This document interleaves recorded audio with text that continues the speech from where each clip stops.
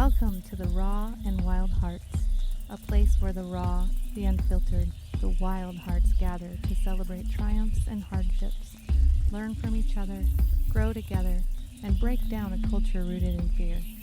We will talk, we will laugh, and we will lean on each other about everyday life experiences that we could all use a little support through, and then we'll bask in the wild, magical beings that we are. My philosophy is that by embracing the dark, we may just let in the light. I am your host, Lori Rising, healer, educator, writer, adventurer, retreat leader, birth defender, and animal enthusiast and activist, along with my wild heart sidekick Kitty, Jesus the Brave. We'd like to invite you to get excited about the Wild Heart Revolution.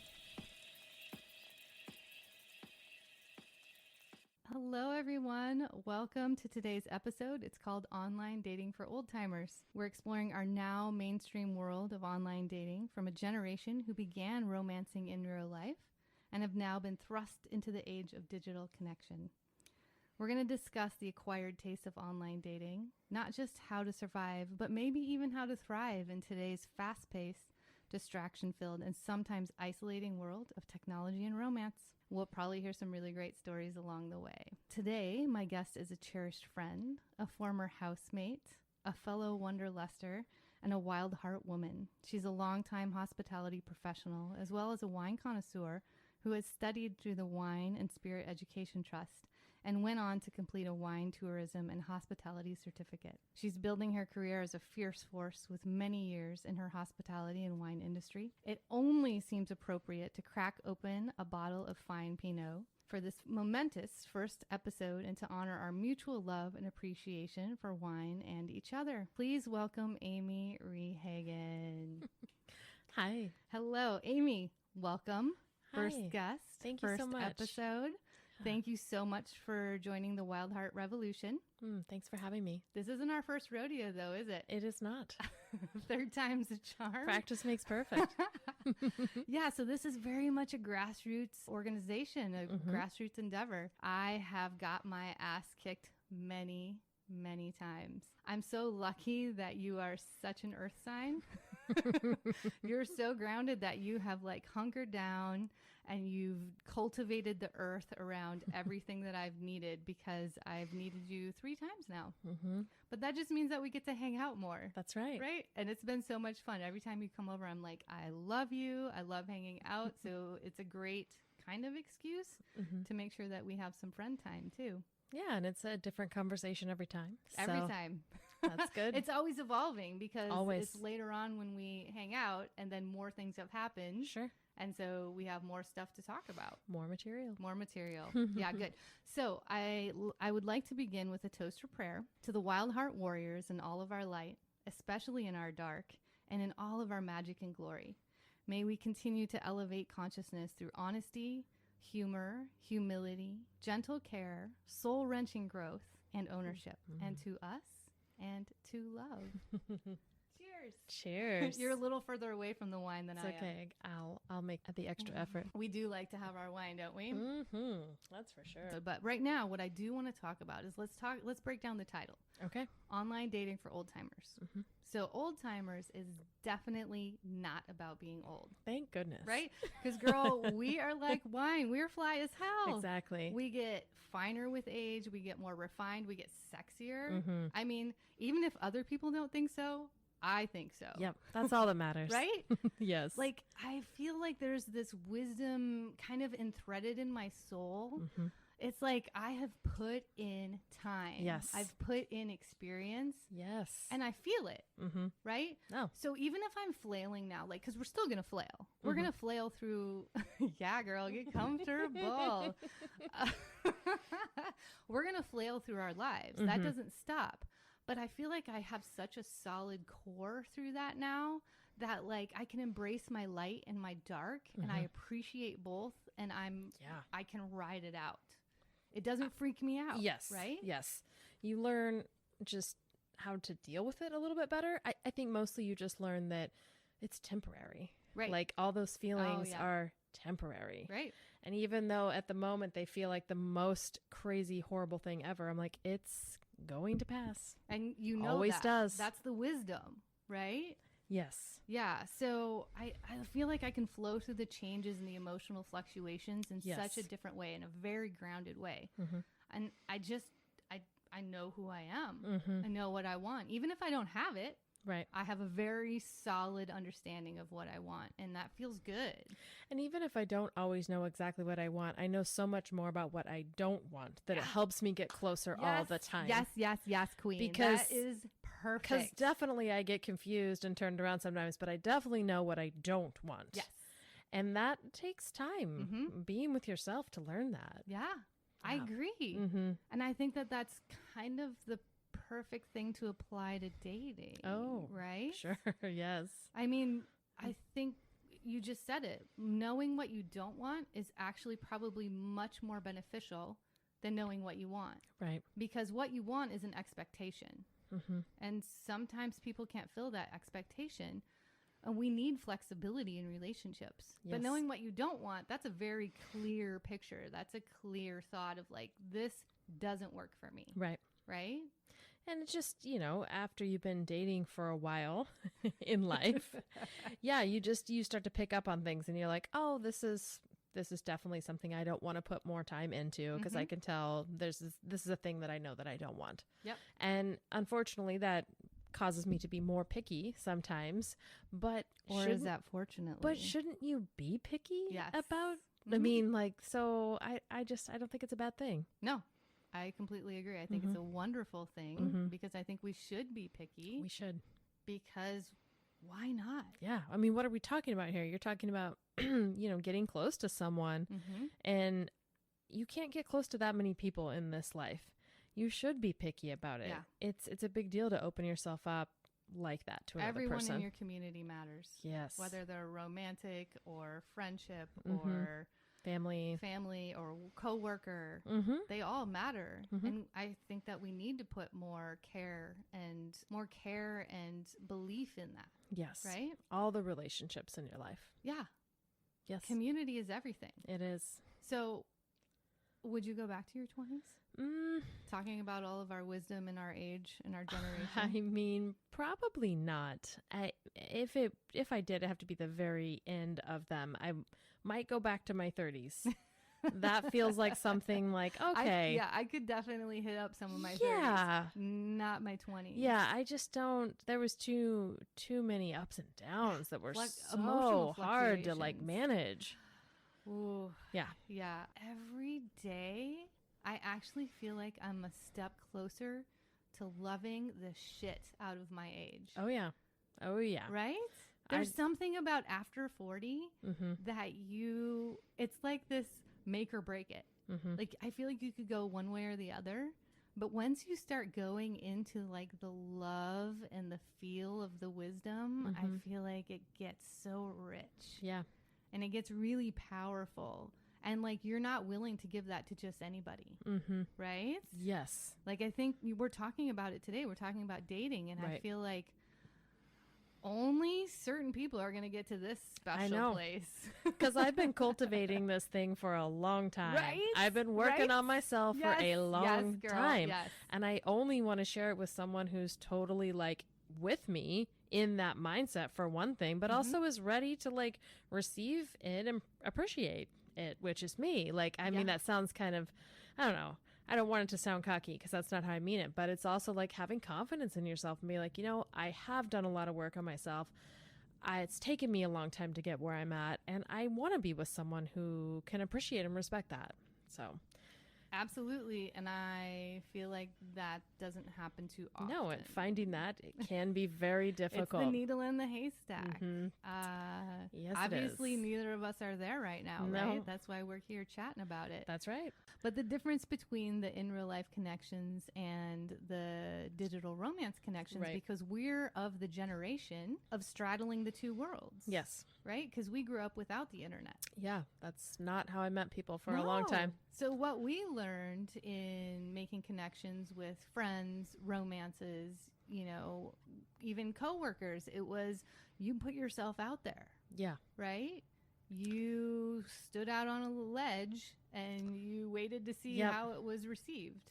you might have liked someone for a while that you hung out with, and finally one day you like make a move or something like that. Like it was, or they made a move, but it wasn't just, oh, hey, we just met and are we going to make out right now? Like it wasn't like that. Yeah. Like you had some time, you got to know each other, which was good, but also it was even harder to put yourself out there because of that. Yeah.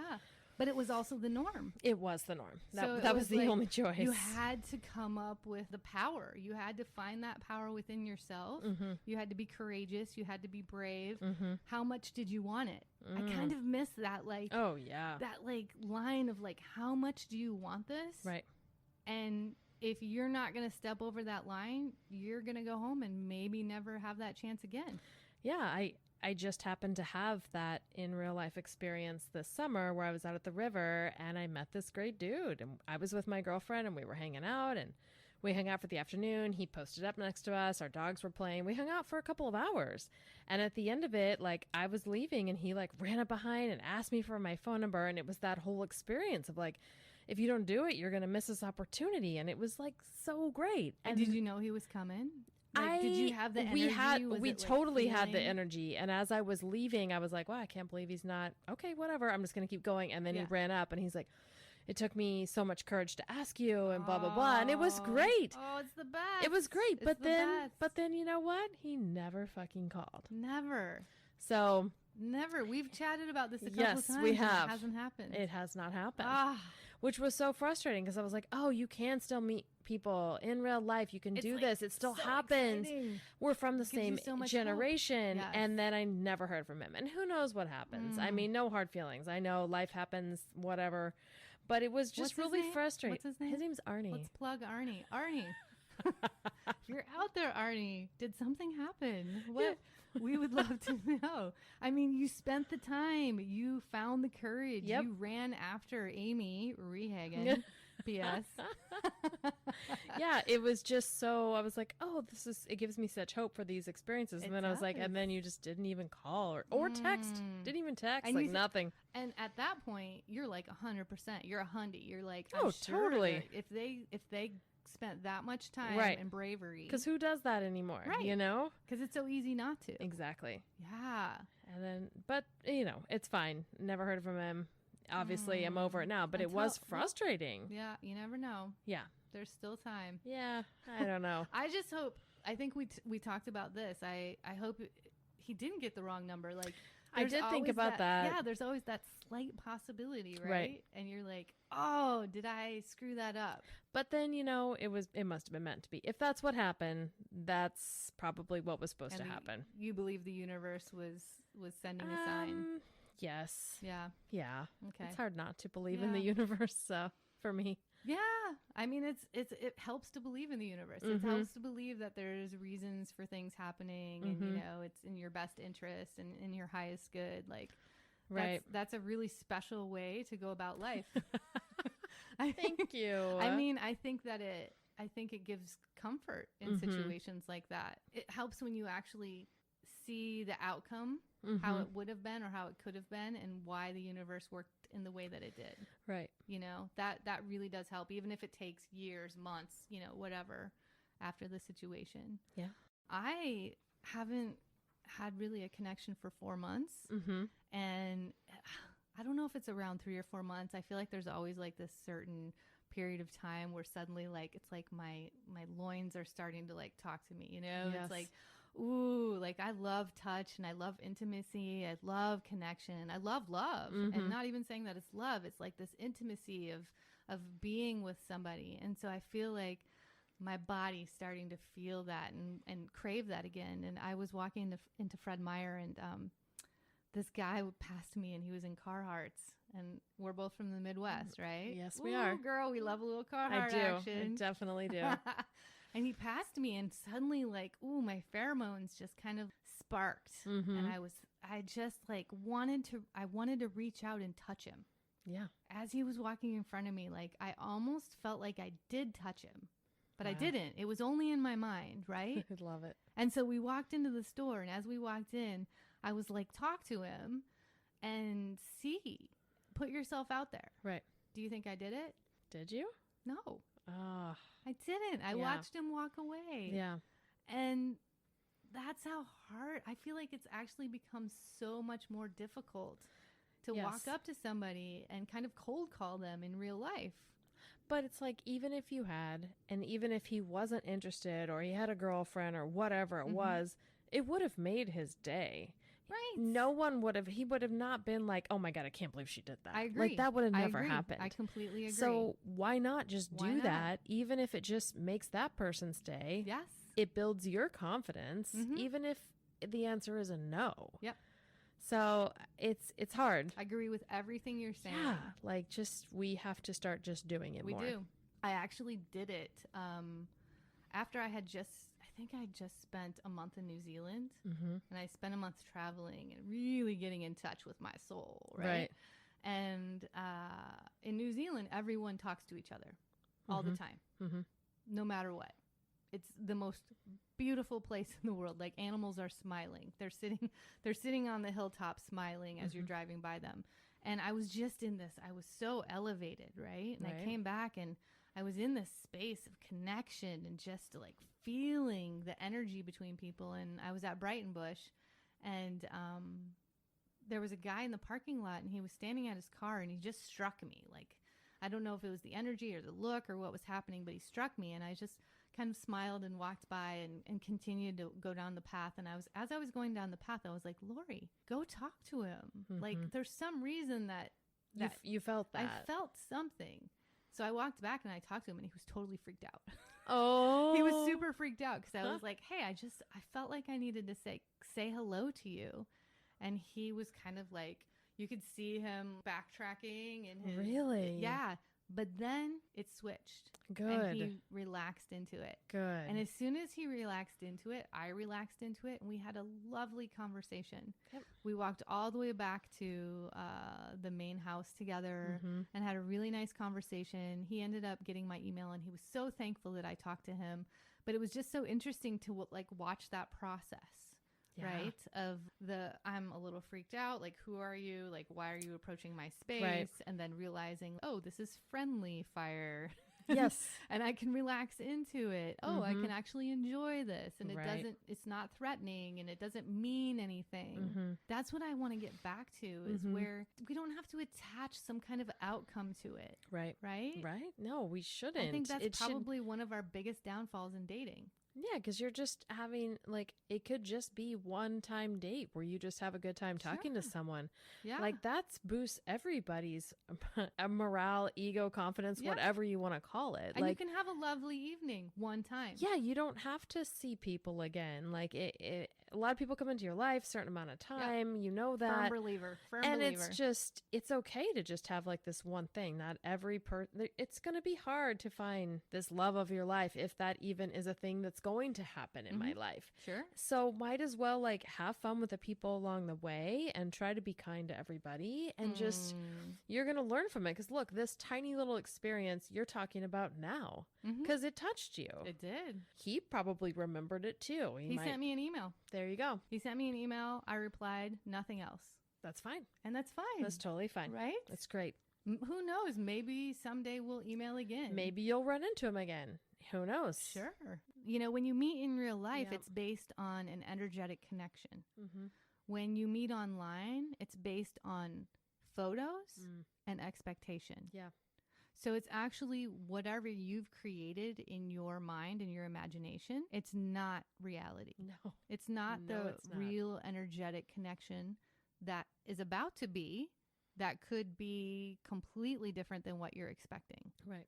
Right? Right. And it's fleeting. It is so fleeting. What did you call online dating the last time that we chatted about it? Oh, a flaky business. Oh, girl. Ew. It's the best way to describe online dating. Business. It's so flaky. It's just, and you know, we're all guilty of it. Oh, absolutely. Absolutely. You know, I have my moments where I'm like, oh yeah, we're talking. And then all of a sudden I'm like, this, whatever, I'm changing my mind. It's not the right thing. And I have to remember that that's happened for me before. And I've been like, what the hell? Yep. What happened? What changed? And so I make a point to try and be like, hey, just send somebody a quick text like, hey, sorry, things are going in a different direction. I changed my mind, or whatever it is. And sometimes people are cool with that, and sometimes people get pissy, and sometimes, and I'm like, I just thought it was better than you not knowing. Yep. And then wondering, which I have done many times. I agree. I don't know if you remember, Sex and the City is definitely from our era. And there's that one episode where Miranda's asking Carrie's boyfriend about this guy that she went out with. And he's like, oh, yeah, he's just not into you. And Carrie's like, what? I can't believe you'd say that to her. Miranda's like, no, hold on, wait a minute. And he's like, yeah, if he didn't come up when you asked him up for coffee, he's just not that into you. And she was like, thank you so much. Because she was just like, oh, he's not that into me. Okay, she just wanted an answer. Just wanting the answer. I'm into it. And instead of just being vague and trying not to hurt your feelings or whatever it is, if you can just be honest. Because she's like, you want to come up for a drink? And he's like, oh, I got an early morning. And the guy was like, look, if he wanted to come up, it doesn't matter how early his morning was, he would have come up. And he's right. He's totally right. Yes. But instead, she's like, what does it mean? Maybe he did have an early meeting. And like you start going through this whole thing in your head. Dude, I feel like as soon as we start going through that thing in our head, it's gone. It's like you've already ruined it all. Like you just start like. It's intuitive, right? So if you're questioning it, you intuitively, your energetic spirit already knows that it's gone or knows that they're not interested. Right. But then our thinking brains have this life of their own, right? And they're like, but I really like that person, but this, but that. What if this? What if that? And that's kind of the hook that is the downfall. Right? The expectation hook. Yep. Honestly, I love the story you just brought up. I loved it. If he, doesn't matter what it was, if he or she wasn't into it, they went home, they're gone. Right. And there's no reason to like flip out about it and think about it too much on your side. Like, oh, they just weren't into me. Okay, that makes sense.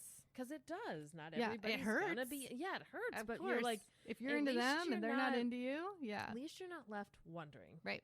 And that's the hardest part, I think. Yeah, is absolutely. The lack of closure, even in a short encounter.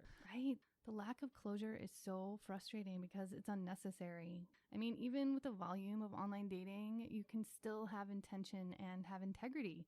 I think that's what we're really talking about here. Have you heard of Mark Maron and his law of fuck yes or no? No. I mean, I've heard of Mark Maron, but I haven't heard of that. Yeah. Oh my gosh, it's amazing. So the law of fuck yes or no states that when you want to get involved with someone new in whatever capacity, they must inspire you to say fuck yes in order to proceed with them. I love it. But it also states that when you want to get involved with someone new in whatever capacity, that they must respond with a fuck yes in order for you to proceed with them.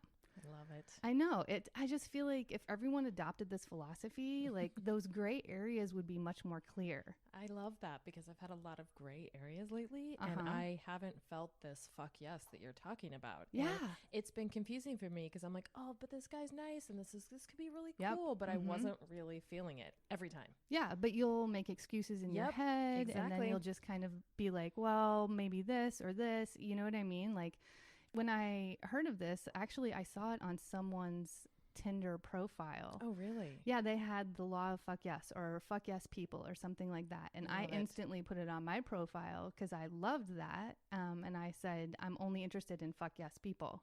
So I feel like it starts to weed out the people that might not be there for the same reasons that I'm there or have the same intentions. Because just like you said, I've always had this resistance when people try to tell me, oh, it's normal if someone's behavior changes or they suddenly fall off the map or they become sporadic at connecting. And it doesn't feel normal to my soul. No. Right. And then we'll start making excuses for it. But then it just prolongs this inevitable hurt that can come to be because they're really not that interested. Right. They're not feeling fuck yes. Yeah. I think this law will help decrease the emotional havoc and destruction that can happen with prolonging something that's really not there. Yeah. I think it's a great idea. Like, I'm super interested in it. Yeah, so. You should read more about it. I think everybody should, especially with online dating. Yes. This isn't just for romance. No. This is for friendships. It's for family relationships. It's for business colleagues. Everyone should be a fuck yes. And I've actually started applying this to my friendships. And Yeah, let me tell you. It has, created a little bit of chaos in my life, but I think that it's ultimately going to be for the best for everyone. Right. Because I only want people that really care about me and really want to be there with me through the thick and the thin, through my vulnerabilities. I want them to love all of me. With dating, for sure, I feel like this made it really easy, even in the beginning stages of texting, that if they just weren't replying or I wasn't replying, it can go either way. I was like, I don't think I'm a fuck yes on this. Yep. So why am I wasting anyone's time? It's a lot of time wasting that I would like to avoid for both parties. And I agree with that. Like, it can be such a time sucker. And it's like, if you both aren't really into it, then just don't do it. Right. You know, it's find somebody else that is into it. Yeah. And I love this theory because it's like you have this concrete law. Like, okay, go back to that law. Are you both fuck yes? If you're not, change it. Yep. Right? Yeah. I want everybody to experience that kind of, because I'm such a passionate person. So I want that passion for everyone. And I want everyone to feel like someone really wants to be in their life. Right. In whatever capacity it is. Yeah. Yeah. Yeah. So when did you first start online dating? Wow. I think I first started maybe like in my late 20s. Same. Yeah. Samesies. Yeah. I think I was 28. And I did it kind of off and on. It wasn't super serious. I did it through the Mercury Love Lab. I think I mentioned last time, which is like a super local that is newspaper old here. School. Because I wanted to just be with local people. So you put an ad out.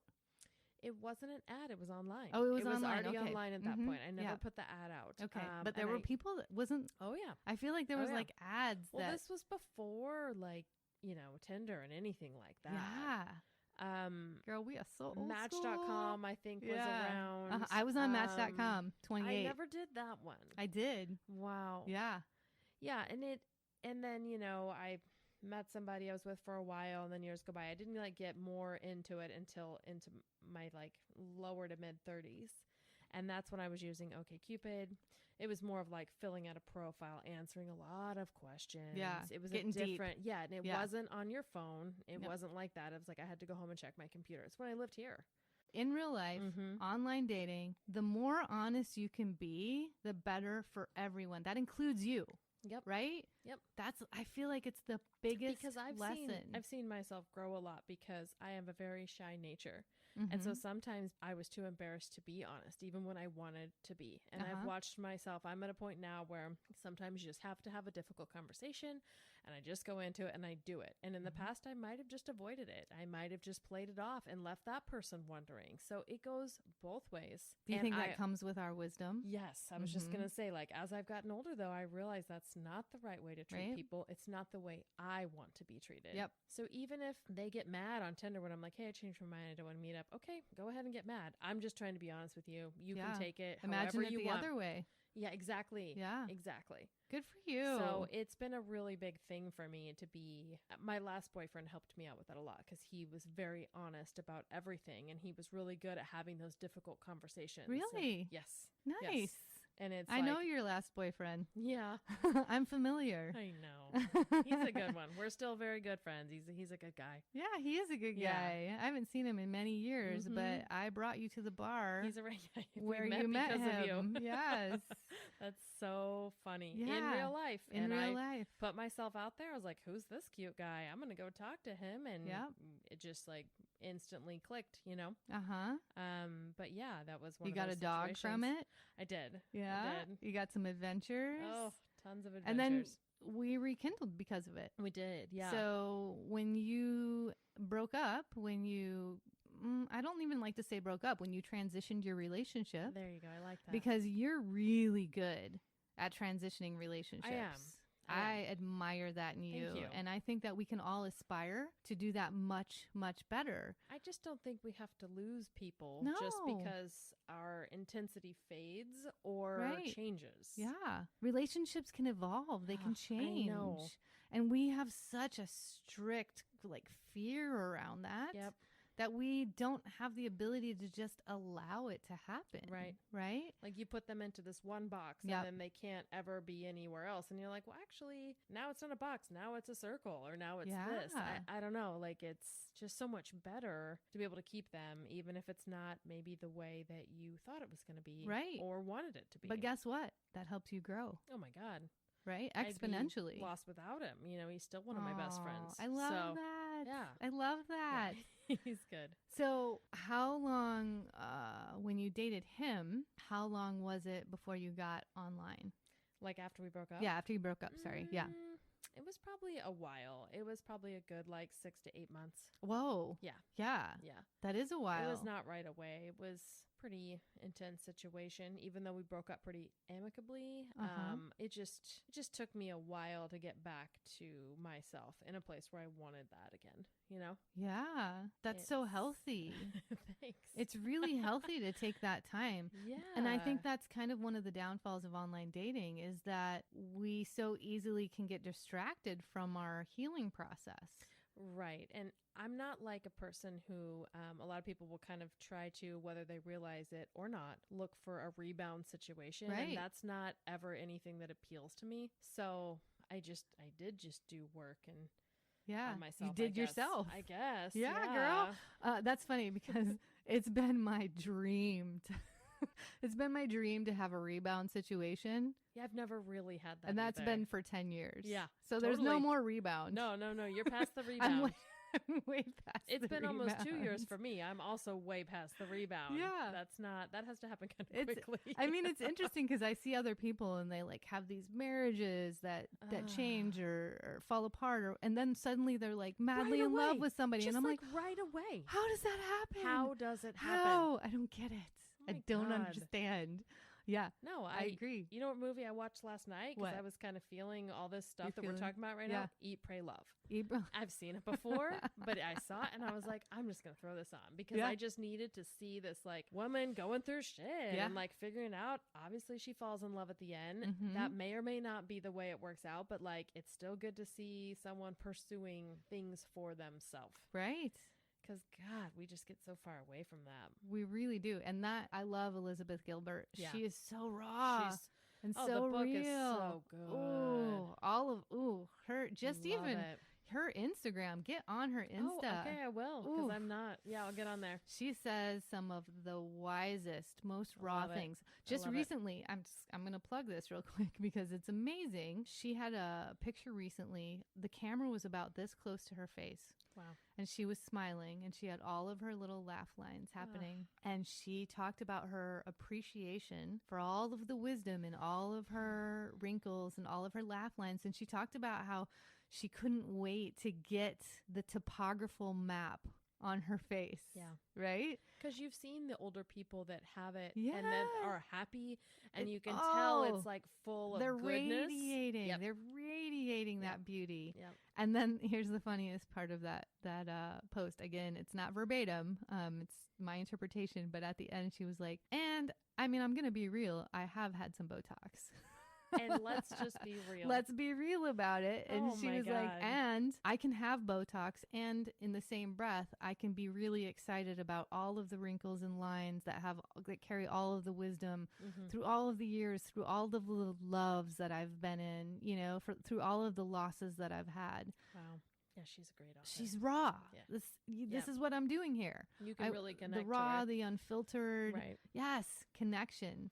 Oh my gosh. So we went way far off of that. We definitely digressed. But I almost said his name because I know him. That's okay. So your ex. He doesn't mind. So you about 6 to 8 months after that relationship. Yes. Mm-hmm. And didn't you tell me that he put up a profile as well? This was a little bit later, but yes, maybe more like a year and a half later. Because I remember it was we broke up in January.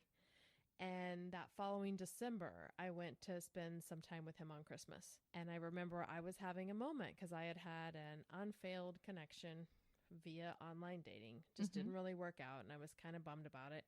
It came up and he was like, wow, he's like, I'm not even ready to do anything like that. And I remember when he said that, how much better it made me feel. Because I was like, I don't know if I'm ready either. Ah, But I've been trying to make myself be ready. You're pushing yourself. But he was so honest about it where I was like, oh, it's okay if I'm not ready yet. Yeah. It's okay that it's been a year and I'm not ready. Yeah, absolutely. So it was maybe 6 months after that he attempted his own Tinder profile. And I was like, let me help you with this. Oh my God, this is horrible. He still never gets any matches. And we talk about it and commiserate about it. I've actually tried to help a friend out as well. Yeah. And where I was like, wow, every single picture is the same selfie with a horrible smirk on your face. What are you doing? And he's like, well, I don't know. And I'm like, whatever. It doesn't matter. I was just like, you've got to up your game a little bit. And it got weird for a second where he was like telling me some things. And then I was like, you know what? I changed my mind. I don't think I'm okay knowing about this stuff. And I was like, if you meet someone that you really love, that you want to be with, I want to know all about it. But any of these side weird things, I don't want to talk to you about them. And it's funny because almost everybody I've said that to is like, wow, I feel the total opposite about my ex. Absolutely. And I can't even, I only want the best for him. Aww. I only want him to I don't want to hear about his random encounters. And I don't know, even though I'm having random encounters. Right. And, I think random encounters are fantastic and great. And if they're nedeed, do it. Right. Get of that. Course. Right. Right. But I think that you just have a different type of, you have a deep connection with this person. I know. And so I think it's amazing that's what you want to hear about. Because with my ex, I absolutely don't want to hear about his long-term relationships. Like something serious. Oh, absolutely not. I think he's in something serious right now, and I'm avoiding contact with that at all costs. Wow. But I also know eventually I might come in contact with it, and I'm preparing myself for that. But I think a big part of that is the time you both took. Mm-hmm. That healing time is invaluable. Yeah, it's really important. Because look at where you're at now. I mean, and some people do bounce back right away. And like you said, oh, you're in this relationship and it was horrible and you break up and then you find the love of life and you get married. And I'm like, I don't know how people do that. No, I don't get it. Because I just don't move that quickly. Perfect example. I was just dating this guy named Charlie for a couple months. Yes. I pretty much knew it was going to be temporary and I made sure he knew that from the beginning. Mm-hmm. So we split and we decided to try and be friends. And so we hang out and he's like, oh, how you been? Blah, blah, blah. And he's like, so you been dating anybody? And I'm like, dude, it was 2 weeks ago that we stopped dating. No, I haven't been dating anyone. But that's online dating. I was just like, I do not move that quickly. Right. And that's what I said. And that's actually rare to not move that quickly. And when you said that thing earlier about meeting a guy where it was different for him to be with someone who was so open and honest, I think that is what has happened with Charlie. Whereas he's like, I really want to hang out with you because you've been so honest with me. You've been so open and so mature about everything. So he wants to continue a friendship, hopefully. We'll see. Yeah. It's a little tricky. Yeah. But yeah, I was just like, you dating anybody? I'm like, no, dude, it was 2 weeks. No, I'm not dating anybody. I just don't move that way. Right. But look that's the norm. The norm is that we have anyone at our fingertips, wherever, whoever, whenever. We can be swiping every day if we want to. Right. That's a lot of stimulation there. Yeah. Right. And so we can easily distract ourselves just jumping into the swipes. I get bored. Oh, God. It takes so long. It's such a process. It's such a process, right? You have to actually commit to that process. My roommate and I were trying to convince a couple of guy friends that we have that are older, and we're like, we really think you should try it, and they're like, oh no, it's just too much work. And I'm like, look, okay, yes, it's a lot of work. Don't take it too seriously. Don't think about it as work, and just whatever, putting that energy out there will bring things to you. And I don't necessarily think I'm going to meet some amazing love online, but I think putting myself out there, taking myself out of my comfort zone more often is going to lead me to things in real life. Right. And I just keeps that energy flowing. Yes, I just think the online dating is part of the process. And I finally got to a point to where I don't take it seriously. But of course it's fun, and it can be a goofy story you have to tell your friends, or, hey, I got laid last night and it was super hot, but that's it. Whatever. It can be whatever it is. Yeah. Try not to look at it as work, because it's Right. just something people do now. You don't have to do it, but like it keeps things interesting. It does. It gives there's plenty of stories that come with it, right? They're not all good, but whatever. You have a goofy story to tell your friends. We're like, oh my God, I met this dude and, you know, whatever. Yeah. Or, oh, I had this, I was totally into him and I just don't even know what happened. You know, like it can go both ways. Yeah. So I don't know. I feel like there is a learning curve and a comfort curve, right? So from the time that you started online dating to the time that you got comfortable, that's probably a pretty big span of time, right? Definitely. It was for me. Definitely a big span of time. A huge span of time. When I first started at 28 on Match.com, I met up with somebody and, that was my first Pisces. Oh, wow. We've talked about the Pisces before. We were, yeah. And he was so embarrassed about meeting online. Like, it was awkward. But that was a long time ago. Right. Right? So it was That's a long time. That was when it was just starting to come onto the scene. Right. And he was so embarrassed that it made me uncomfortable because I am so much Aries. I have so much honesty in me that I actually can't lie. Like I literally cannot lie. Like you will know that I'm lying the moment that I'm lying to you. Like everything on me changes. Yeah. Right. And so it was super awkward because we fell into a very difficult relationship, very passionate, but very difficult relationship where I became very close with his family. Oh.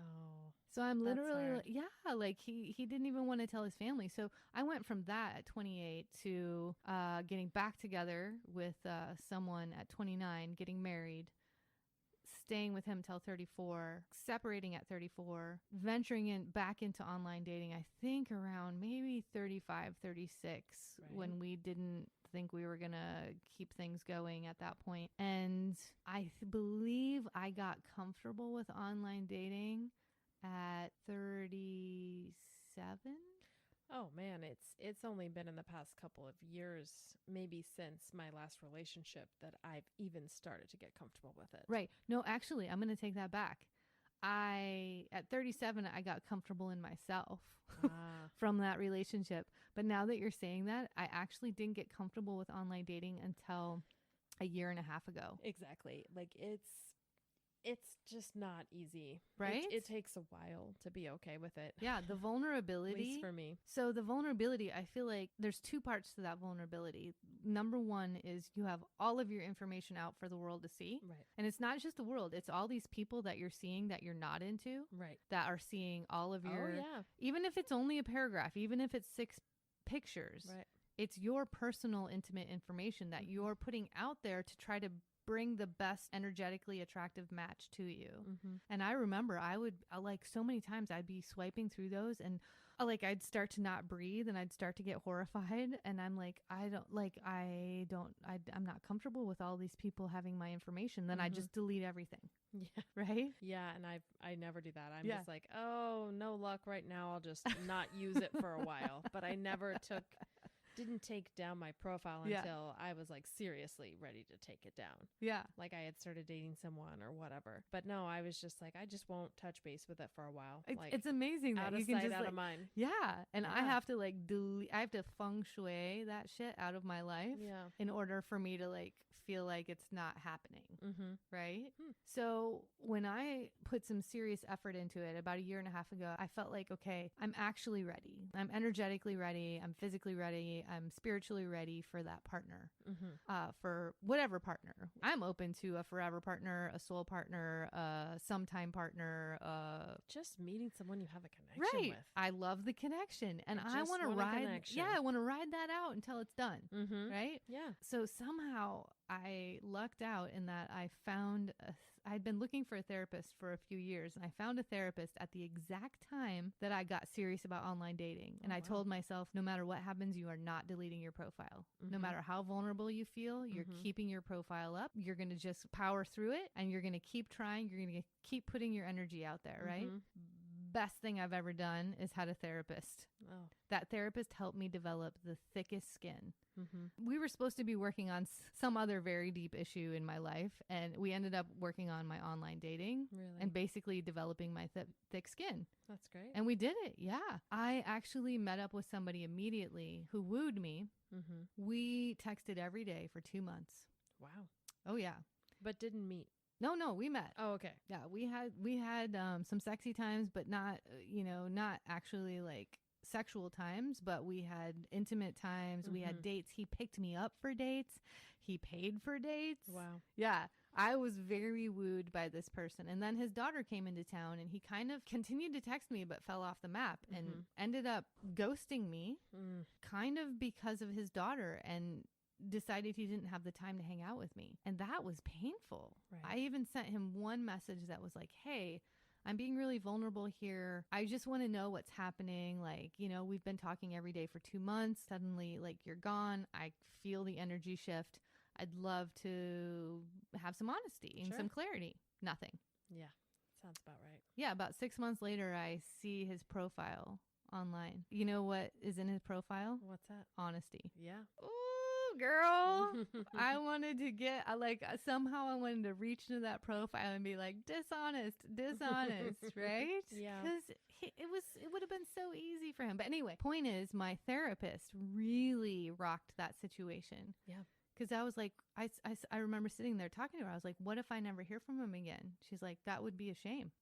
That would be really unfortunate. And I was like, yeah, it would be. She's like, yeah. But that's it. That's it. Yeah, but that's it. And it was probably the best thing I ever heard. Even when I would be getting, I'd be developing all this expectation about someone. And she'd be like, you don't know that person. Right. You've not even met that person before. Like, she was so clear and real about it that it just my skin kept getting thicker and thicker. And I was like, here I am. Yeah.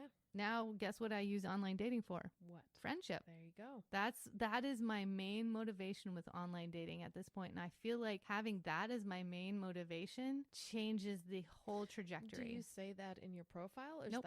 that's just for you? Okay. That's for me. But of course, I would love to have romance. I mean, girl, I said 4 months. I think I'm at 5 or 6 months. Who at this doesn't point. want some romance? I mean, come on. I'd love to meet my partner for a month, for a year, for years, or forever. Of course. Yeah, of course. But if you just I have meet no someone, expectation about it. If you just meet someone you can have fun with for a few weeks, that's great too.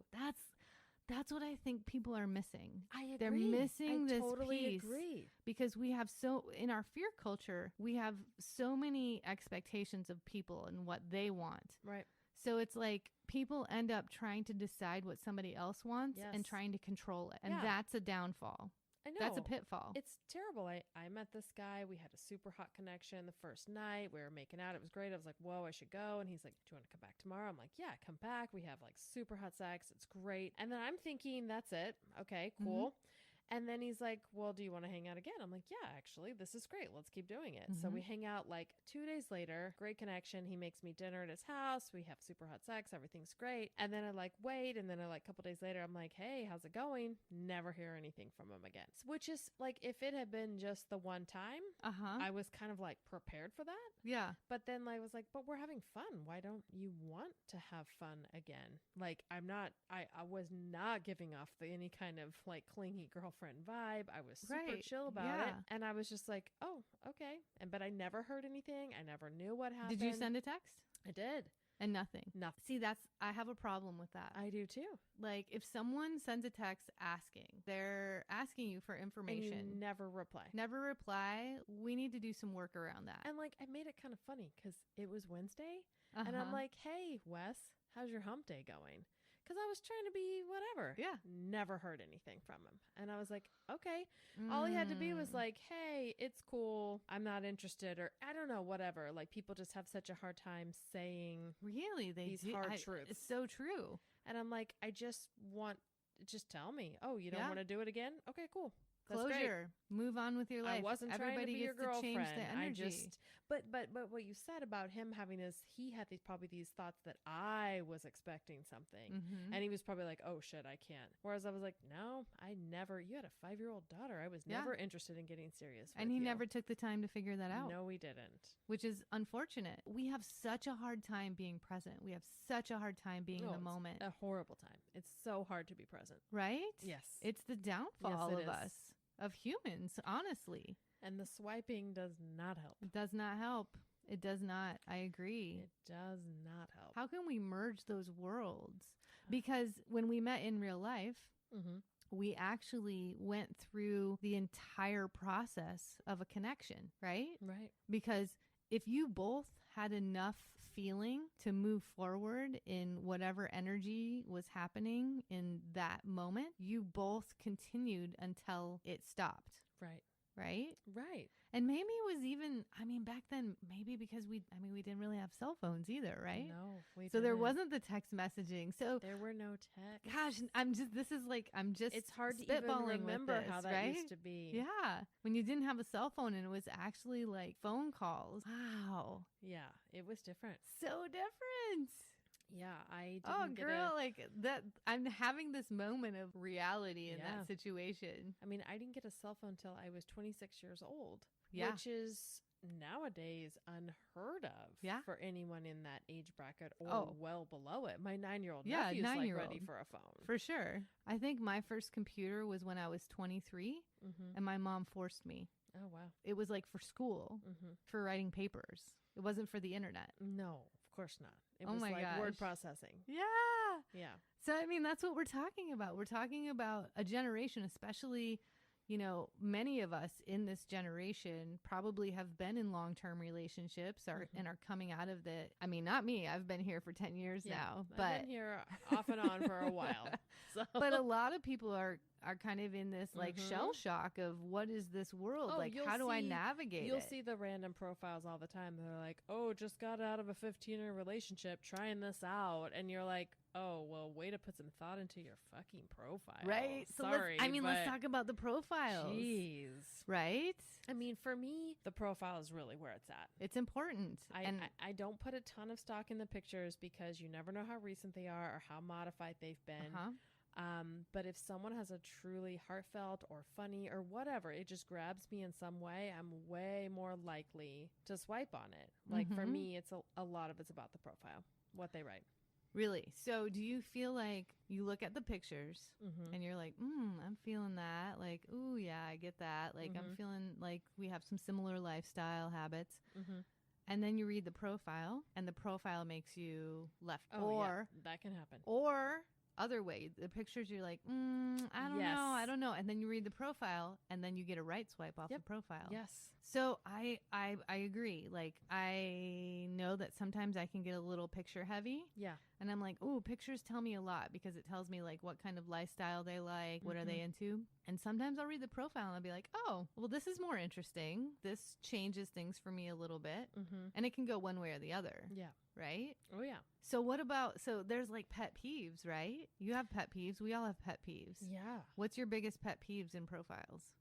Well, just in general, a horrible pixelated picture Mm-hmm. when your first picture is like Yeah. the worst picture Out of ever. focus. Out of focus, Yeah. or with a kid in it, or another woman. So you have to wonder, is this a partner? Is this a sister? Is this absolutely. an ex? There's like all these questions. I'm like, just don't, pictures of you and your friends doing something, okay, cool, that's fine. Yeah. But for the most part, I'm not trying to see anyone but you. I Right. just want pictures of you. Yeah. In different settings, hopefully different angles. Uh-huh. I don't need like a super up close. I hate that super up close look, or like they're all selfies that they've taken of Yeah. themselves. Uh-huh. That's how my ex's profile was, and I was like, this is horrible. Because instantly I'm like, no, are you even trying? Yeah. Like, because I'm trying. But you can do artistic selfies. I'm not going to lie. I'm a solo traveler and I have figured out the artistic selfie. Really? I really feel like I have not have. figured that out. I feel like I figured out the selfie that doesn't, because you can like look the same in a selfie every time. But I feel like I've been able to change the angle, change my arm. Good. Do you have a selfie stick? No. Okay. Just Can't curious. I can't do the selfie I can't stick. either. So this is a pet peeve of mine. If somebody has a group photo Mm-hmm. and then 3 more group photos, Mm-hmm. no single photos. No, that's too much. I'm like, whose profile that's is this? too much. Right? Yeah, I'm like, which person am I even looking at? Right. here? No, I agree. Yeah, it's too much. And I also see men divulging their height, because apparently what I'm getting is a lot of women ask for that. Mm-hmm. And so a lot of times it'll be like, oh, 5'10" if it matters, or something like that. I'll see things like that. Yeah. And I'm always like, oh, cool. I'm happy to know how tall you are. But that was never going to be my first question. Mm-hmm. I can't imagine that being my, like, hey, how tall are you? Like, Right. I just would never go there. How tall are you? I'm 5'2". I'm pretty short. That might be a reason. It's Totally possible. I don't ask about height. I also really enjoy a tall partner. So do I. And I'm 5'2". Right. But I would never single anybody out. Absolutely. I agree, because I feel like you might be missing out on some amazing people and totally. amazing personalities Totally. and amazing energy connections by doing that. Yeah. But I feel like the flaky business and the Mhm. online business, I feel like we get into this mentality and this rut where it's so based on pictures, imagination, not the actual personality. Right. I think we all kind of fall prey to that, right? Yeah. Like the more we do it, the more it happens. Like Mhm. I find myself swiping mindlessly, and then I'll be like, oh, I think I just missed somebody. Oh, yeah. And then it's out. Yep. It's gone. Yeah. Unless you want to pay for it. So that's actually another thing. I've had my sister and her partner have said to me before, like, if you're actually serious about trying to find somebody online, like, you need to pay for it. The people that are paying for it are actually very serious, and that's what they're there for. That's a really good point.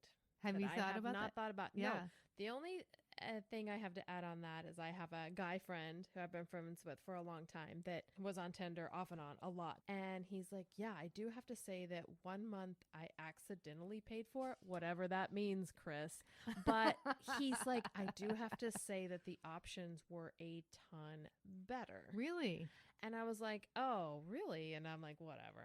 But that's a good point. If you are serious about it, if you do really want to find somebody, why wouldn't you make that extra effort?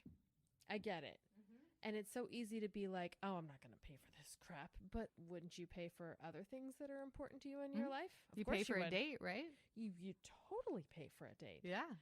And yeah, I mean, in this day and age, who's paying for the dates? I know that's something you wanted to bring up. And that's an interesting segue because I don't know if the rules have officially changed in any way, but it definitely feels different than it used to be as far as paying for these Tinder date experiences. And honestly, I try to, if I'm just meeting somebody for a drink, I try to get there early and just buy my own beer or whatever it is.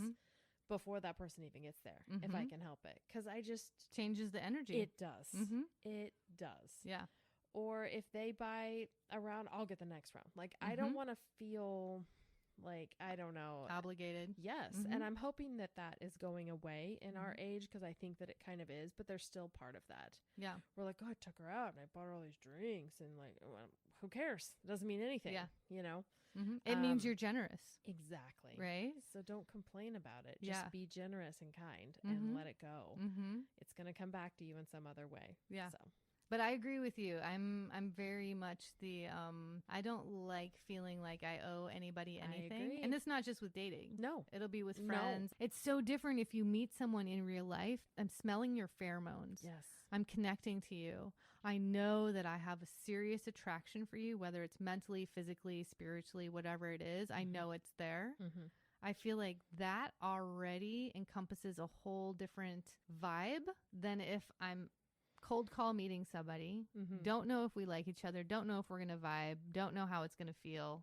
You've had some bad ones, right? Oh, of course. I'm at 2 for this last year and a half, and they were awful. Yeah. You said one of them was a brunch date. One of them was a brunch date, and that was my worst. We're like instantly. Instant. His profile was super funny, and I wasn't super attracted to the pictures. But like we were just saying, the profile was super good. We had some good banter back and forth texting. So I was like, okay, whatever, let's go. And as soon as I got there, I was like, nope. And usually I just meet for a drink. And this one you chose brunch. Quick. Well, because I work nights. So sometimes you got to just throw in some brunch time. And it was just... that should be a bumper stick. Sometimes you got to throw in a brunch date now and then. I mean... I love it. I love it. Wait a second. Let me just say it one more time. Sometimes you got to throw in a brunch brunch date every once in a while. Yeah, you do. Good bumper stickers. Thank you. And I don't want every encounter that I have to be based around alcohol, even though it's easy to do that. Sure. Because you want to relax a little bit. Yeah. So I went, and it's just instantly, I could tell that neither of us felt it. And we sat down, and he was super judgmental about the Portland food scene. And I'm pretty passionate about where the was Portland. he from? He's from the East Coast. Ooh. And I was like, oh, okay. So you're kind of like here. You've lived here, what, a couple years? I've lived here 16 years, and you're putting down my city. And I was just like, no, I'm not into it. Yeah. And he paid, and we left. And I got home, and like later on that day, like looked, and he had like already unmatched me. Like, he paid? He did pay. Wow. He did pay. Yeah. That just like was a curveball that I wasn't expecting. He was a kind of a tech guy who obviously had money, and he totally paid, because I think he also was like, I just want to pay him, be out of here. Like, I think it was pretty mutual. Yeah. And I was like, cool, that's great. I thank you, and we'll never talk again. Is all I kept thinking. And then but he like almost instantly unmatched me. That's tough. And I was like, oh, okay, cool. It's like kind of throwing this dagger into somebody, right? Because I didn't want to pursue anything. Of course. But like the unmatching can feel really harsh. It can. There's a lot of negativity that can be rolled up into that. Yeah, there is. It's like, do you have to? Do you have to one up somebody? Do you have, right? And I don't know. Is it self-preservation? Is it people's boundaries? You know, I feel like we all make up these rules for online dating for ourselves. And I agree with them. I think when we have boundaries, we can develop that thick skin, and it can actually be much smoother for us and much healthier for us. Because, you know, everything we're talking about, the hardships and the pain and the ghosting, that can really develop some self-deprecation. It can develop some depression. Right. I mean, when your ego gets bruised, and it's not only bruised once, which in real life, when we're connecting with people, your ego gets bruised. I mean, do you remember back in those days? Like, I would maybe have a bruised ego 3 times a year. Maybe. Or, you know, I might start dating somebody for a while. Yeah, that's a good point. Now your ego can get bruised 3 times a week. It does seem to be more common. Rapid fire. More Rapid often. fire. Yeah. And that can develop a really big emotional havoc. Yeah. That's kind of the point of this episode, is that I want to talk about how do we develop thicker skin with online dating and make it work for us. Make it work for us in a healthy way, because it's a little bit broken. Right. You know, something comes onto the scene, it gets real big, real fast, and we all suffer the consequences. Oh, yeah. Right? Oh, yeah. If you had like some main rules, could you give me some of your main rules for self-preservation in online dating? Well, what keeps you strong? I mean, I can't reiterate enough just trusting your instinct, because like I can easily get pulled into these situations where I'm like, this is probably not someone I'm really interested in, but they're nice and they're saying nice things. So yeah, let's go ahead and go meet them, because you just never know. But sometimes you're like, you know what, I do know, and I'm forcing myself into this. And like, that's when I know I need to just call it off. That's what happened with this guy I was supposed to meet today. And I was like, you know what, this is just not the right thing for me right now. He was super cool about it. Other rules. I try to, if I'm going to meet somebody, it's good to have something going on afterwards. So you can be like, oh, hey, one time I met up with a guy and I was like, I don't have a ton of time. I just wanted to come by and meet you, have a quick drink, whatever. But I've got plans later. Like that can be a nice thing to have. And then, you know, if it ends up going well, you just, whatever, those plans changed. You know what I mean? Like, I feel like that's definitely a staple. Absolutely. I've heard of that a lot. I'm not good at that because especially in like my height of online dating, I get tired of meeting up for drinks. Oh. So I start having people meet me at the park. Oh, yeah.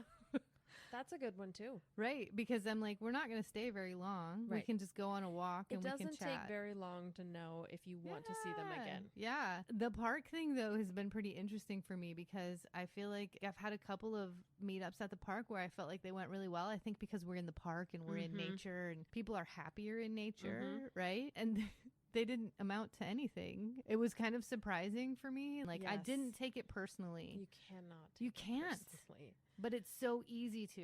Yeah, sometimes I will do those outdoor outings. I have a dog, and so a lot of times I will connect with Bert. I will connect with other people with dogs. It's something in common. We talk about it. Yeah. And I've had a fair amount of meetings where it's like, do you want to meet up and get the dogs together? And it's a great way because you have an easy out at any moment. If you're like, oh, well, I need to get Bert home. I need to do this or whatever. So if it's not going well, or if the dogs don't get along, Or you can see how they are with their dog. Yeah, exactly. I mean, that tells a lot about a person. I mean, you were talking about like pheromones and reading people's energy, but when you meet people in real life, you see how they interact with not just people, but with the world. Absolutely. That's what you miss with just this one-dimensional situation. Yep. I don't get to see how they react with the gas station attendant or the server or a stranger or a friend. If they're like with a friend at the bar and you meet them, like you get to see their energy. Are they like, oh, hey, and trying to like dominate their friend in a douchey way? Like you just get to see a lot of things. You miss all that. Yeah. And then people are supposedly on their best behavior. Yep. So you don't really even see them in real life on that first meeting a lot of the time. Right. Because we might still be playing a role or trying to impress somebody or just, people are always like, oh, just be yourself. But it's very hard. Sometimes you're trying to be this image of yourself that you want to be that maybe is not really who you are. Maybe you're trying to be an image of a picture that you posted. Yeah, I think I wrote something like that on the outline, right? As that I was thinking about this the other day because, you know, I know we're doing the show. And so I'm really trying to dive deep into my soul about this. And I was like, you know, I notice when I'm going out on an online date, I'm much more meticulous about my looks. Oh, yeah. Because I want to look just like my pictures because I want to be honest.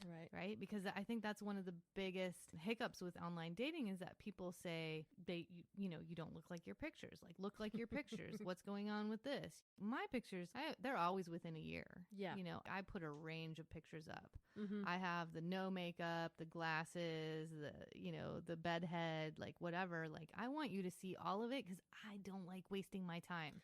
No, and I'm not always going to be in makeup made up because that's just not who I am. Yeah. So I think you only have this small little snippet of space and time to try to show a whole energetic field. Yeah. I met up with a guy not that long ago who I walked right in and I could tell right away he had been using old pictures. And the first thing he said to me was, wow, you look just like your pictures. And I'm like, he goes, some of mine are a little old. And I was just like, you think? Did you ask him why? I didn't ask him why.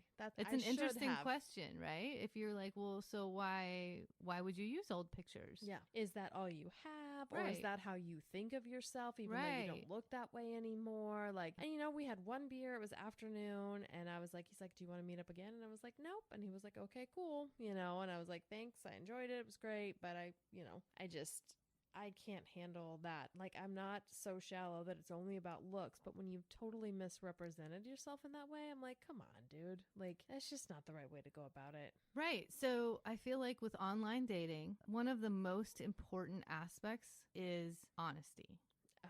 Yes. Right? Because no one is in the same space as you to feel your energy. Like, I feel like we can convey honesty through our energy. Body language. Yeah, even. Body language, pheromones, energetic connections.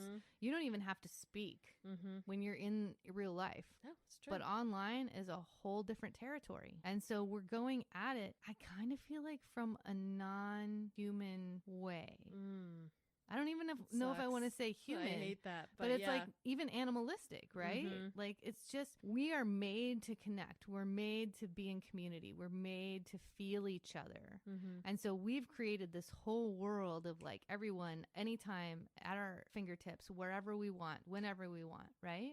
And I think it creates a big playground of danger. Yeah, I totally agree. Because it's become so normal and because I don't want to say we're all doing it, but a lot of us are because it's become the norm. Like, that's why I wanted to talk about it. I wanted to talk about how can we make it elevated? How can we make it conscientious, more energetic? Well, I honestly think going back to the way it used to be where you filled out more of a profile, the answered more questions. Yeah. You liked that? Well, I don't know that I liked it, but I feel like it weeds things out better. It puts more of yourself out there than, okay, here's 5 to 8 pictures of me. Right. And like a certain snippet of information. Yeah. I mean, they only give you like, what, 255 characters? And it's the whole way of like swiping where it's set up for you to just go be quickly mindless through. Exactly. Instead of being like, oh, okay, let's read this profile. Be intentional. And there's so many ways to be like, okay, all right, he's funny here, but then like there'd be questions like, what's your political leanings? Or are you an omnivore? Are you vegetarian? Stuff like that are important. Do you smoke? These are Mhm. questions that are actually important to me and a person that I want to like actually invest my time in. Yeah. I don't want to be with a smoker. Right. I don't want to be with someone who's married and looking to be poly. Like there are just things like that. And Mhm. sometimes they say it right away, sometimes they don't. But a lot of times they don't. they don't. And I Mhm. think a lot of those old ways of filling out the information, it took time. You had to be more invested. Mhm. And setting up a Tinder, sometimes it's just one picture and no words. Oh, yeah. So there's no investment at all. So Why would you ever swipe on that? Because that person obviously cares so little about actually trying to meet someone. Yeah, because you're investing your time. They have little respect for what you're trying to do. Back to the reciprocity. Yep. Right? Because I feel like if I'm investing my time, I'm willing to put all of the pictures on. Yeah. Answer all the questions. I'm trying to put as much witty, out. Yeah, absolutely. But like you said, be honest too, putting a range of photos. You're not just putting all your best lights. You're like, no, I'm going to put me in all kinds of situations. Right. Because I don't like to waste my time. Because I don't always wear makeup, like. Most of the time, that's not happening. Exactly. Yeah. So yeah, I sometimes feel like that was a better way. Just because it made you take the time. Right. You're more invested. And you could see a little bit more about a person before you tried to talk to them or meet them. So you feel like you got more of that energetic connection in that way? I definitely do. Okay. So what do you think about after this conversation? Are you willing to pay for a profile? Well, if it's a profile that requires me to like answer questions and do things like that, then maybe, maybe I would.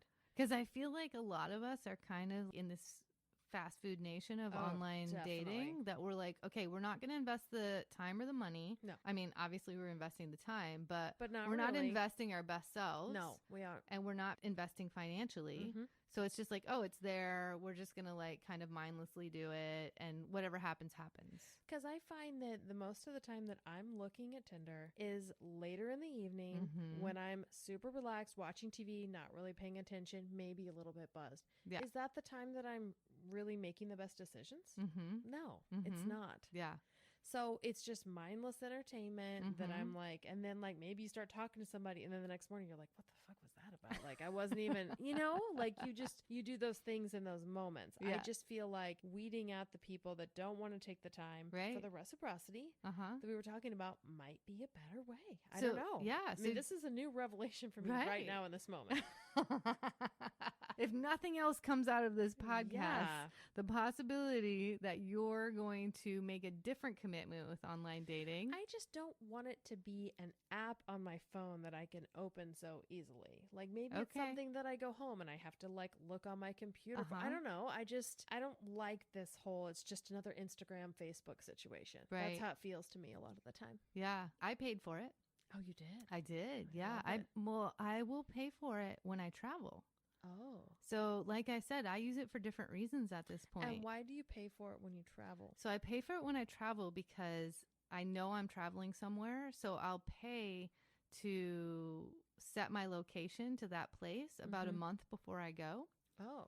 Right. So then I might start matching up with people in that location. And so then I can make a connection. Yeah. So I make friends. I use it to have friends and have local connections where I travel and like get to know areas better and actually speak like I'm learning Spanish. I'm an aspiring bilingualist and I want to speak Spanish with people online.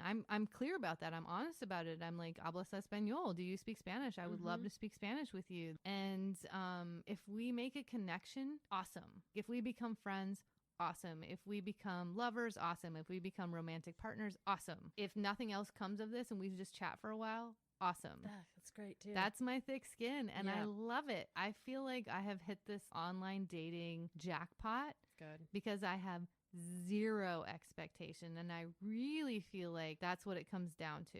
It hasn't worked out in a romantic relationship, but it has absolutely worked out in traveling, making connections, becoming friends with local people in the community aspect. Right. And I love it for that.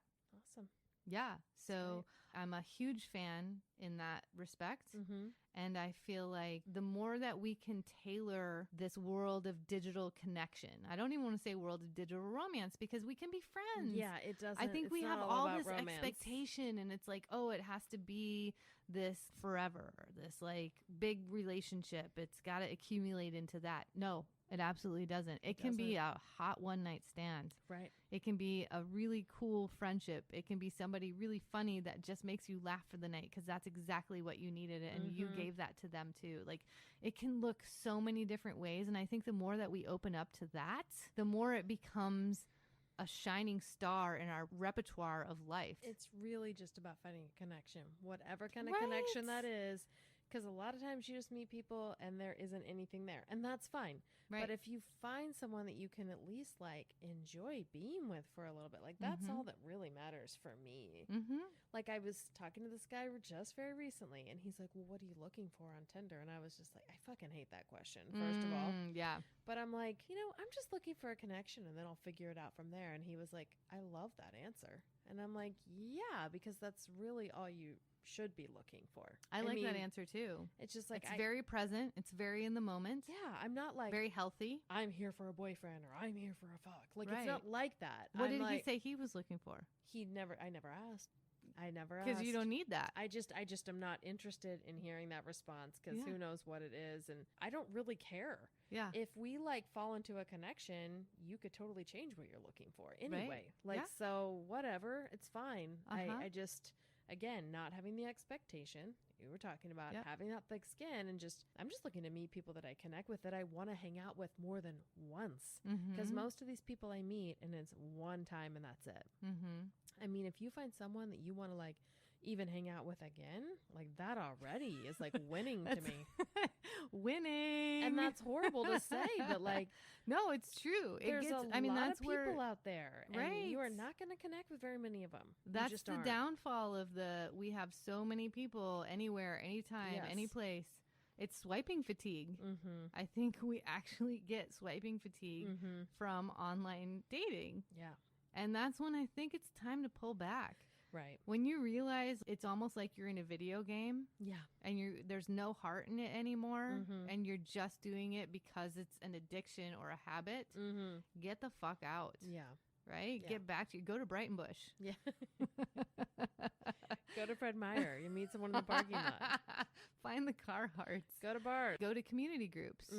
Go get yourself out of that pattern when it's that mindless. Just like get it's a yourself video game. Out, period. Right? So we're gonna wrap up soon, but let's talk about do you have a favorite Tinder date? I don't even want to say Tinder. I've been on Bumble, I've been on Tinder, you've been on OkCupid, you've been on the Mercury. Like the whole dating scheme like spans many different genres. So do you have a favorite? Do you have a sweetest? Do you have like a moment that is in your mind? Well, the last guy that I ended up dating, Charlie, we definitely had a really good first Tinder date. And it was just, you could just feel something right away from the very beginning. And we started talking and it was pretty open right away. And he started asking me, he's like, well, when's the last time you had sex? And like, it wasn't weird. It wasn't presumptuous. And like, we were able to like have this open communication about it right away. And it was super honest and it was really, really great. So that was a really good Tinder date that I can say that ended positively because we dated for like 2 months. Did it end in sex? It did. Yeah. Positively? Yes, nice. Absolutely positively. And then he's like, well, I knew right away by the way you looked at me at the side of your eye. And I was like, you knew nothing, but whatever. He was right. But yeah, I mean, honestly, like if I have a connection with somebody, like there's a good chance that I will because I like having sex so much and I don't get it. And like, I don't hold a lot of expectation of things. So I'm like at a point where I'm like, well, whatever. If I just haven't been laid in a while and we have a good connection, yeah, let's do it, you know? Yeah, and if it works safely, out, of course. Yes. Always. And if it works out again, awesome. If you can handle a casual encounter, because some people just can't. I've learned that and I'm fine with that. I'm fine with a casual encounter. That's amazing. I don't know. I mean, you have such a like stoic ability that like it floors me. Oh, really? Yeah. Okay. Well, you really do. I don't know. I'm pretty grounded, like you said. You're so grounded. I feel like there's way more earth in your chart than just your sun sign. My sun and my moon are Virgo. Okay, thank you. Yeah. Thank you. Yeah. Yes, I know. I knew I was right on that. Like, there's so much earth going on in there. What's your rising? What's your rising? I think it's Aquarius. I don't know. I'm not afraid to go after what I want. One thing that age has brought me is the idea that I'm never going to just settle because Right. I am pretty happy with Agreed. who I am. I'm pretty happy with my life, even though it doesn't always have romance in it. Uh-huh. I am not going to give any of that up just to be with someone. No. Mm-mm. I'm not going to do that. I have to say something. Okay. I'm happy with who you are too. Thank you. I like you. Took me a lot. long time to get I there. like you a so lot, a thank lot. you. Yeah, it's just, I mean, my mom's generation is so different and she's never really taken care of herself. She's Right. always had a man take care of her. Yeah. And I think she's really proud of me. And I think she has a little envy of who I've become, but Yeah. also she doesn't understand why I haven't really settled. Right. Because that baby boomer generation, they create happiness within their circumstances. Right. Yep, exactly. And I think that's where our generation really started branching out because we were And I like, was wait, no, that there's doesn't another way though. doesn't feel right. No. So we can actually be No. happy and create our circumstances from the happiness. Like I was talking about needing to go to the doctor and not having health insurance, and she's like, "You need to marry a rich man." And I'm Whoa. like, "Wow, that's such an Ugh. antiquated way of thinking." It is. And It like, I is. can't imagine marrying someone just because they can No. provide me some other aspect of life Right. that doesn't have to do with romance and fulfillment. But how long did that happen for? I mean, there were generations. Our Oh, a grandparents, our long parents, our time. great grandparents. Right. My mom's on her third husband, and she's never really been alone. Yeah. And she's a super strong woman. Don't get me Mhm. wrong, but she's actually never really had to fully tackle life on her own. Right. I think there's a whole different skill set Mm-hmm. in that. I think you and I have both done it. It can become a little, I don't want to say self-defeating because it's not. I'm so happy on my own and I have found Me so too. much happiness by myself. But I think that I've tipped the scales a little too far the Yep. other way. I worry about that all the Right, time. because I feel like I have less ability to compromise Yes. because I have so much happiness on my own. Because you enjoy your single life. Oh, most of the time we're enjoying it. There are Girl. those moments where you don't. Sure. But for the most part, There I are those- love yeah. to come home alone to my Right. dog and Mm. just crack a bottle of wine and yeah. not talk to anybody. Take a bath whenever Yes. you want. Yeah. Eat when you want. Like, you don't have to compromise where, oh, so-and-so doesn't like Brussels sprouts, but I kind of feel you just eat Brussels sprouts. You know, you don't have to, like, think about that.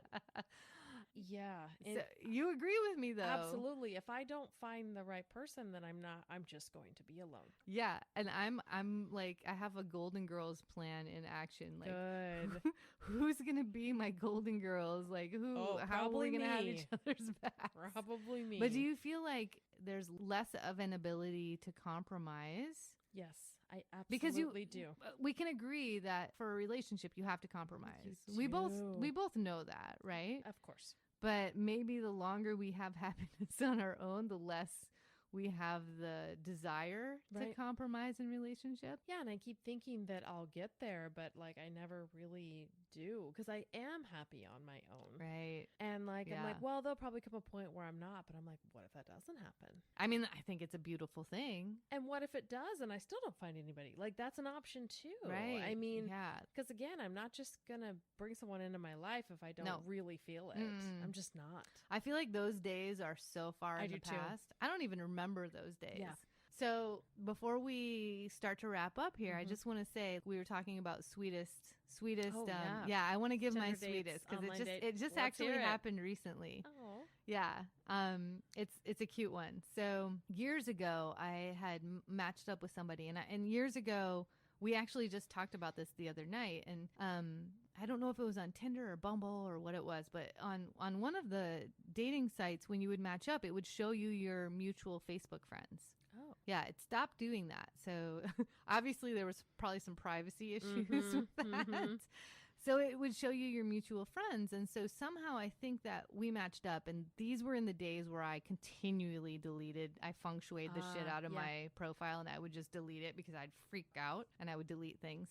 So I think he knew that we had a mutual friend, or I knew that we had a mutual friend, and we ended up friending each other, right? Mhm. So we became Facebook friends. So we've been kind of on Facebook. So of course I've seen his posts, he's seen my posts. Just not too long ago, maybe I don't know, 4 or 5 months ago, I got on Bumble. I think it was Bumble again. Not a lot of recollection because this happens so often, right? Exactly. And I got this message from him on Facebook, and it was the sweetest message. And he said, "Hey, I just wanted to let you know that I just came across your profile on a site. I accidentally swiped left on you," which means I said no. I accidentally swiped left. If you were going to swipe yes, I would have swiped yes. And if that's true, like, I would love to hang out. If you were going to swipe no, then just forget this message and that I sent it. Love it. I loved it too. Love it. Right? Put yourself out there. How be honest. Sweet. That's almost like IRL. Yep. Right? And Yep. so I was like, I remember kind of chuckling and having the smile on my face. And I sent him a message back immediately because I'm available. Like, people pretend like they're not available all the time. But I know that they're available. You know, people are plugged in. They're reading their messages. Yeah. And if they're pretending like they're not available, there's something going on there. It's a little fishy, right? I sent him a message back right away, and I was like, hey, I mean, I don't even know how I would have swiped, right? But the fact that he sent this message to me and he like put himself out there, it was almost like an in real life connection. Like, he was putting his energy out there, and I was, hey, why don't we just hang out? And he replied, he's like, great. So we ended up hanging out. We had a super fun time. We've hung out several times because I love that energy. Like, I will give that energy my all. I will put myself into that as hard as I can to see what's going to be there, because you really put yourself out on a limb. Mm-hmm. Right? You made that first move. Like, yeah. you really... That means that, it like... means a lot. It means a lot. And I really appreciate that kind of courage and that bravery. And so I think we've hung out, I don't know, I want to say like 4 times.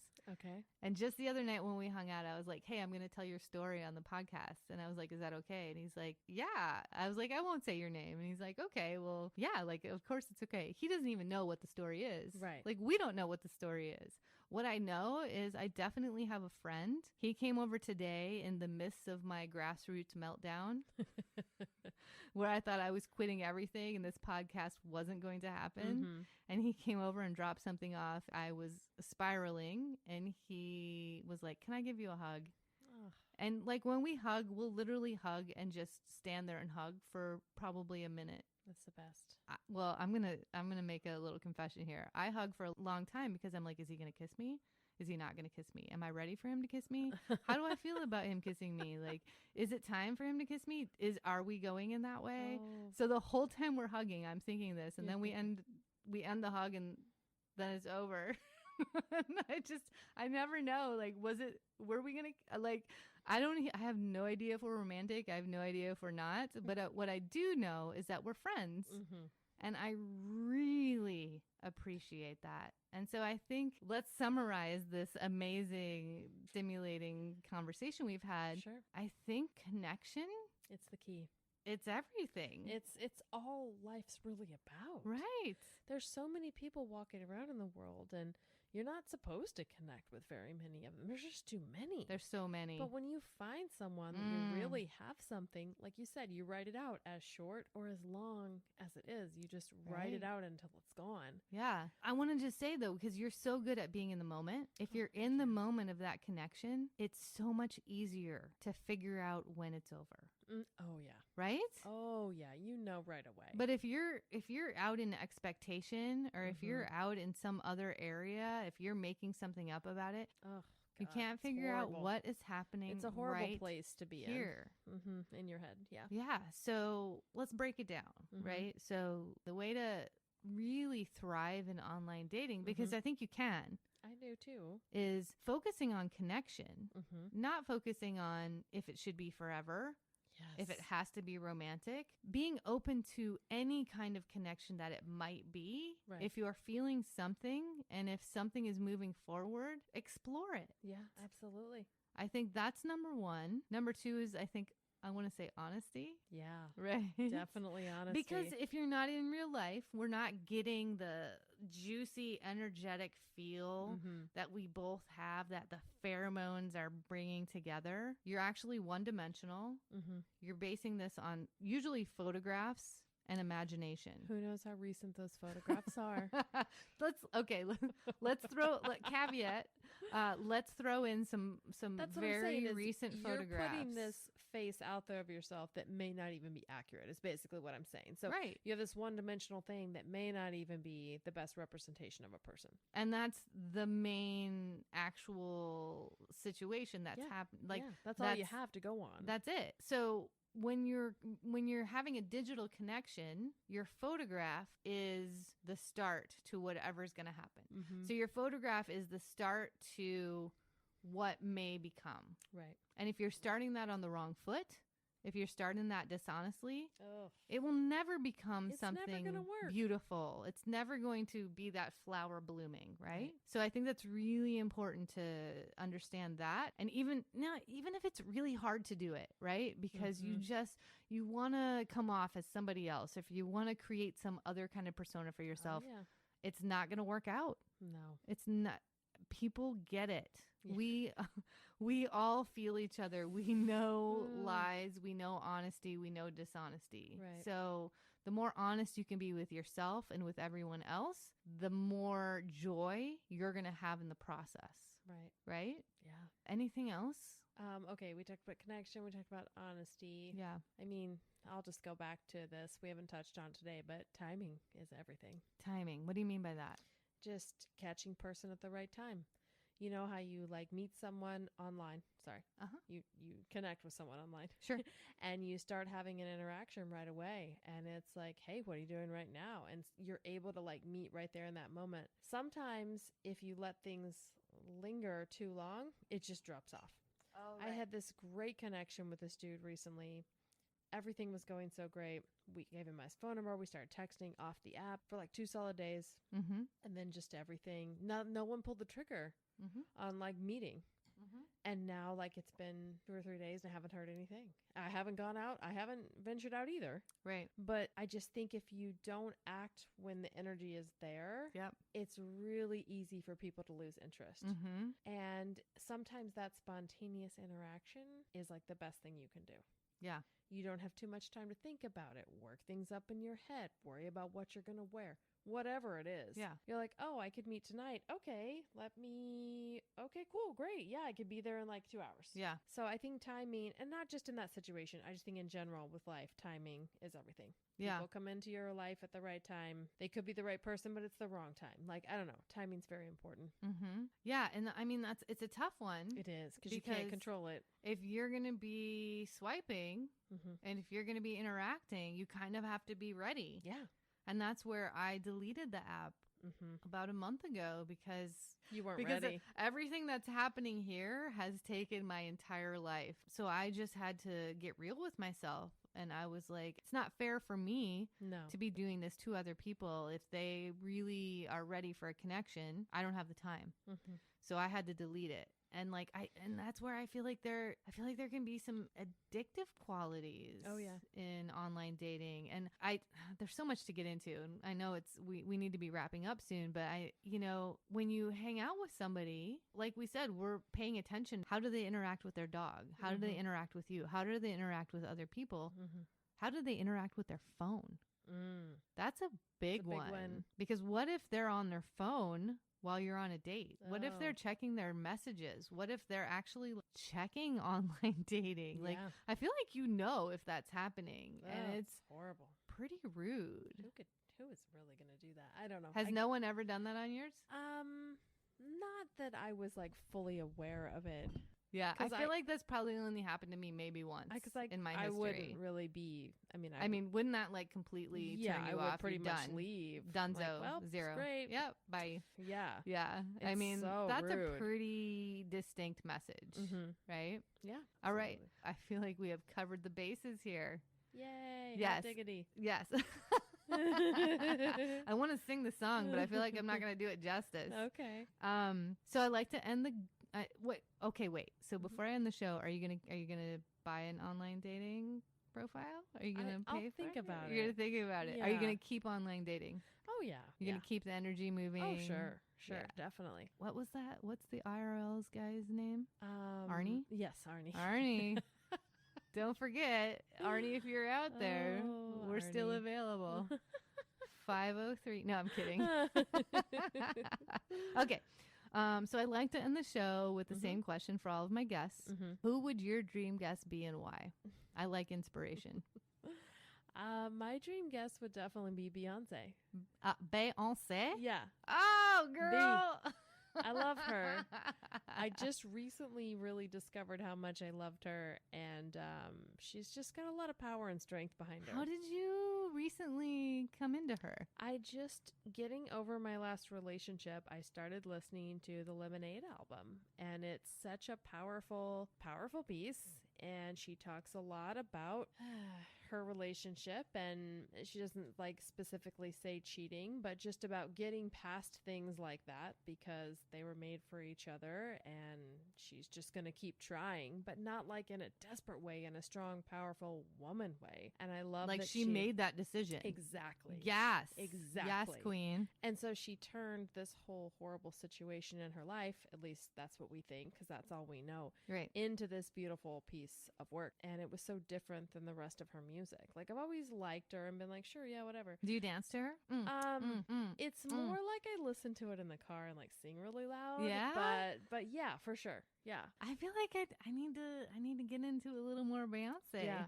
The Lemonade album. I love it when people surprise me. You just surprised me. That is not what I expected. Yeah. And I definitely need to listen to the Lemonade album. You do. It sounds It's emotional. It sounds really powerful. Emotional. And so a lot about, right now I'm at a point in my life where I really want to hear and be in contact with powerful women. I want to hear about them. I want to be in contact. I want to be in their presence. Yes. And like that album is just the epitome of it for me. Oh, see, that's the threading that I'm talking about in our soul, right? I feel like even as we get older, it's like we're connecting with women more, and we're just like really feeling this power together and with each other, and like what we can do together. I just went to this networking event last night, and it was super powerful. Good. Really amazing with a lot of women. So let's cheers to some women. Here's to the ladies. To the ladies. All the single ladies. But no, really, all the ladies, not all just the ladies, single ones. Yeah. Man, that was fantastic. Thank you. Thank you. Are you gonna talk about who you'd invite? Oh yeah, absolutely. I just am so into what just happened with Beyonce and your rendition of busting out into song. That was fantastic. I would invite Dan Levy.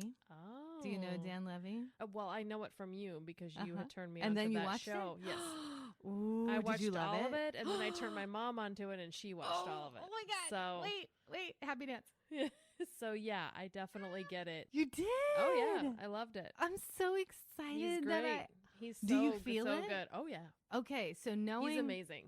Okay, girl, I'm so no, wow. I loved him in that. Yes, it definitely just he's so amazing. Right. So as the co-creator, writer, producer, star, do you feel his wild heart revelation? The way that he tells his story, I feel like he does it in such a subtle way. That it's like he normalizes every part of every character in that story and what they go through, that it feels so right that how could it be wrong? Yeah, that's a really good way of putting it. Yes, but that's what I love about him. I love his gentle heart. If you hear him even do any speeches, it's like he's so beautifully raw but gentle. That it's kind of like he's getting his message across with a different tone. Right. And that's kind of where I'm coming at this wild heart. Well, we need a revolution, different tone sometimes. Right? I think we do. Yeah. And I love him so much. Oh my God. I love right? Isn't he just he's great. He's precious. Precious. Yeah. Oh my I love God. that's my so favorite precious. word for him. I have no idea how to get him on the show. Yeah. I feel like I've replied to a couple of his Instagram stories, but with no luck. But I haven't directly invited him to the show, so I'm still trying to figure out. Right. I don't know what to do, but I feel like it's going to come. Good. Amy Rehagen, thank you. Thank you, Lori. Thank you for such an amazing conversation. It's great. I've had so much fun. This really renews my energy and my excitement about the podcast. All of the setbacks have been pretty intense and powerful, but thank you for bringing it and bringing the energy and the Sure. flow and the excitement. Yeah, I'm happy to do it. It's really important to help lift each other up. It really is. Do you want to, would you do it again a fourth time? I don't May- know. I don't know if your double Earth could handle Maybe number 4. like a revisit later on down the road, but not another time for the same topic. Right.